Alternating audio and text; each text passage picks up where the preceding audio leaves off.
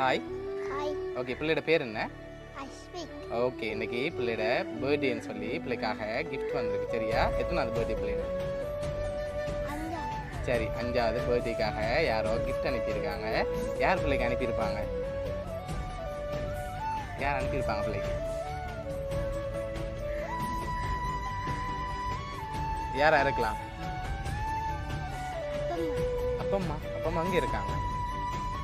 Pandian. Okay, ஆனால் அப்பம்மாட்ட இருந்து வேற இல்லை. வேறு யார் அனுப்புவாங்க பிள்ளைக்கு? வேறு யார்கிட்ட வந்திருக்கு பிள்ளைக்கு? சரி, வெளிநாட்டிலேருந்து பிள்ளைக்கு யாரும் அனுப்பியிருந்தா யாரா இருக்கலாம்?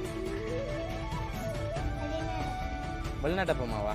சரி, ஓகே, வேறு யார்கிட்ட இருந்து வந்திருக்கலாம்? வேறு யார் அனுப்புவாங்க? தெரியலையா?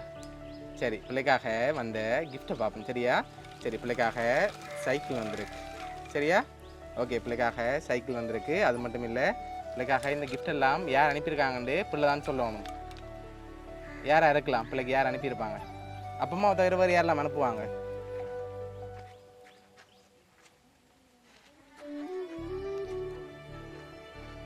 அப்பா. அப்பா. சரி, ஓகே, வேறு?